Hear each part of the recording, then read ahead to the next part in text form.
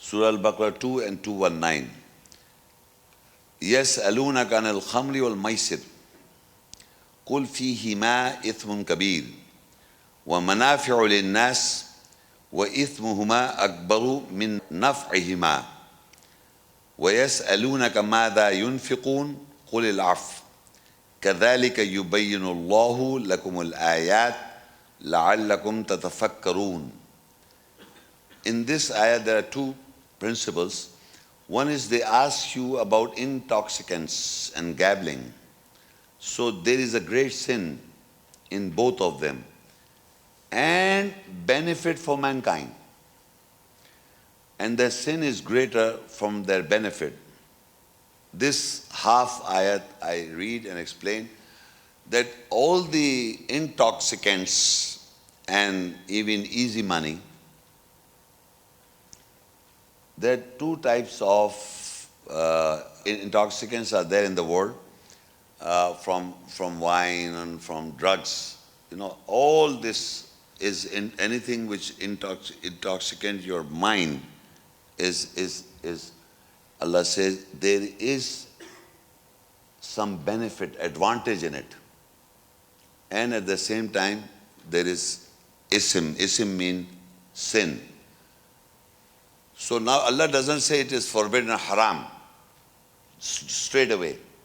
Why? Because it is used in medicines, in psychiatric treatments. The drugs are used in medical aids. So Allah says there is benefit for mankind, advantage in mankind. When Allah says there is advantage, He can't say haram. So they say the drink is haram and this is haram. No. It is when used for medical purposes, it is advantage for you. But if you're using for getting drunk, then it is sin. And I will show you next verse which says the sin is forbidden and haram. So in that indirect way, Allah when you are using the drugs for spoiling your health and befog your mind, then it is forbidden, haram. I will show you. But if you are using for your advantage or your medicine, then it is permissible. So that is why Allah has not directly say to intoxicant that this is forbidden, because of that it is beneficial for mankind. So Allah has used the word that it is ismun kabir wa manafi'u linnas. Ismun kabir is a great sin and an advantage for mankind. So you can use all the intoxicant using wine or brandy. I don't know all the names. I've not used anyone. So I don't know much of them. You're living in here. So you can use them for medicine. On the food you do. Light of brandy. Cold. My mom used to keep brandy, in Pakistan. Due to the cold, she used to give me brandy 1 spoon. So for medical purpose, it's all right. But now you don't start drinking the whole bottle. So this, we have to be very careful. So the other is money. Like for example, if I am gambling, you understand, gambling, though they say that easy money is haram. No. If you gamble and you are likely to lose money again and again, but suppose you take a, lottery or investment, stock action, I don't know, sorry. No, what I'm saying, gambling is something where as a whole you will lose. No gambler has achieved, become a rich man because of gambling. No.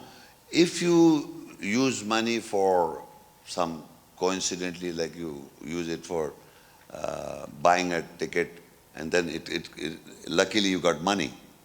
Give me 20% and enjoy. So that is all right.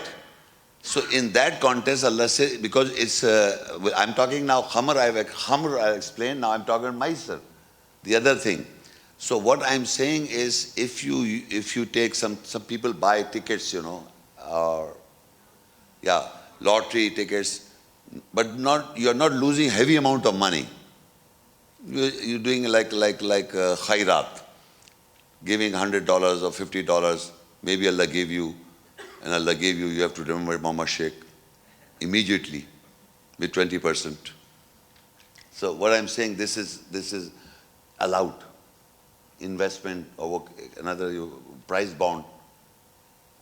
These are easy money, but you can do that. But not gambling. Gambling is separate.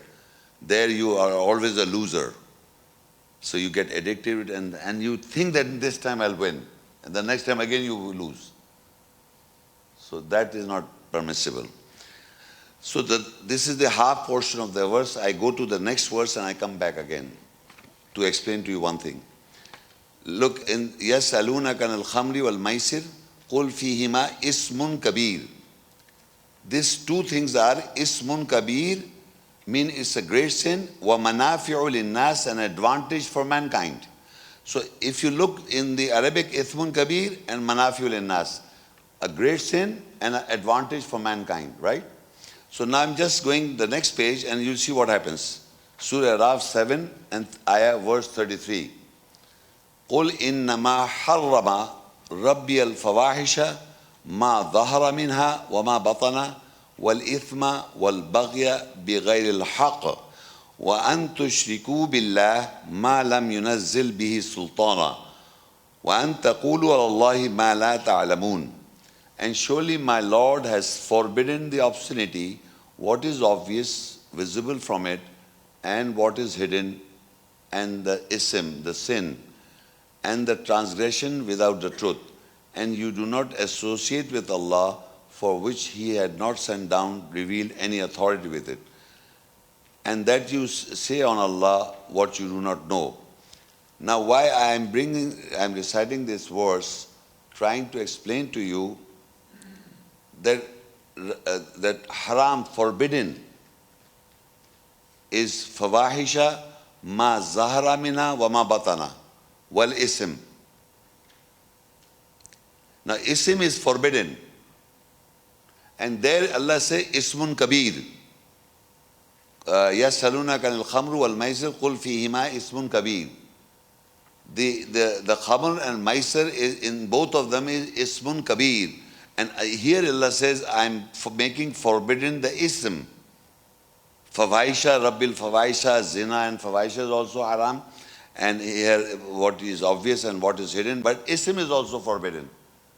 So when you hear ism is forbidden, that means that the khamr al-maisir is, both of them is ismun kabir. So we have to know that if we are taking, using khamr al-maisir as ismun kabir, it will become forbidden, haram, unlawful. Because the further ayah says that this is ism, haram, forbidden. Ism is forbidden. Sin is forbidden. So if you are using this for loss or ism, then it is forbidden. But if you are using for your advantage, then it is manafi'ul linnas. You can do that. So remember, all the drugs, where you are made unconscious, the drug is given to you. Or when you are in pain, the drug is given to you. So these drugs doctor prescribe and they give it to you. It is permissible because it is an advantage for you. But not otherwise when it is used for ism or for sin. So it's like this, that if you take some drug, I'm in a stable mind, it will make me unstable. When there are people who are unstable, and if you give them drug, they become stable. You understand what I'm saying? For unstable people, they give psychiatric treatment, some medicine to make them stable. And for stable people, if you take drugs, you become unstable. So in that context, Allah says it is forbidden. And for advantage, you can use it. So now below the portion was وَيَسْأَلُونَكَ مَاذَا يُنْفِقُونَ قُلِ الْعَفْوَ كَذَلِكَ يُبَيِّنُ اللَّهُ لَكُمُ الْآيَاتِ لَعَلَّكُمْ تَتَفَكَّرُونَ. Now here people are asking that they ask you about what we should spend in the way of Allah. So there is a separate subject. I was referring to 20%, that is what, you don't have to spend your money in the way of Allah. There is a 20% out of your profit. You can share with the 8 categories. There's a separate subject. So, but here Allah says, forgive. Say forgive. Overlook. Qulil af. Meaning what you have to spend is 20% from your profit. And in 8 categories. There is a miskin, yatim, and there is Allah and His Messenger, and the one who asks, and then whose neck is caught, he's in debt, loan. So there are certain categories mentioned. You can share this money among these people. So now in the next verse that I was referring to, قُلْ إِنَّمَا حَرَّمَ رَبِّيَ الْفَوَاحِشَ مَا ظَهَرَ مِنْهَا وَمَا بَطَنَ وَالْإِثْمَ وَالْبَغْيَ بِغَيْرِ الْحَقِّ. Now in this verse I was explaining to you, the previous verse, in relation with the previous verse, that Allah has made forbidden, my Lord has made forbidden, fawahish means obscenity, what is obvious from it and what is hidden from it. And the ithm is great sin, a sin is also forbidden. And the wrong without truth. Now another thing is, وَأَن تُشْرِكُوا بِاللَّهِ مَا لَمْ يُنَزِّلْ بِهِ سُلْطَانًا. And you associate with Allah what Allah has not sent down any authority. In this is also forbidden. That you are associating with the ayahs of Allah something which Allah has not sent down any authority. Or وَأَن تَقُولُوا عَلَى اللَّهِ مَا لَا تَعْلَمُونَ. And you say upon Allah, this is what Allah says, and you said your own words, and this is forbidden. It's haram. Nobody thinks about this. Eating of the pork is haram, or the halal meat is haram or haram. What about this? وَأَن تَقُولُوا عَلَى اللَّهِ مَا لَا تَعْلَمُونَ. You say upon Allah which it's not mentioned in the Quran. And you say it's in the Quran. This is what Allah says. Your own conjectures, you say this is what Quran says. It is like haram, forbidden, unlawful. You are not supposed to say what Allah has not sent down any authority. You are not supposed, but we people say, oh man, you go and read it somewhere, you'll find out what I'm saying. You read it. It's not there in the book, but they say that you read it and find out. So what I'm saying, it is very, very sensitive thing, that 2 things. One, tushriku billahi ma lam yunazzil bihi sultana. And you associate with Allah for which He did not send or reveal any authority with it. That this is what Allah says, and now you're mixing something and saying, I'm associating with Allah, and this is how you comprehend. Then secondly, Allah says, وَأَن تَقُولُوا عَلَى اللَّهِ مَا لَا تَعْلَمُونَ. And you say upon Allah, which Allah is not, which you don't know. And people say in their own words, Allah says this and Allah says that. Where? Which ayat? Whenever anybody says about God, about messenger or anything about Islam, and he refers to hadith maybe, but that's not Islam. Hadith is a compilation of the environment that was going around at that time. The guidance is the Quran. Quran is the guidance for your life. And the hadith is basically what happened at that time. But the Quran is the guidance. So we have to take guidance. The Quran is the eternal book. It doesn't change. You have to take guidance from this book. But if you go to tradition and hadith, what you get? Nothing.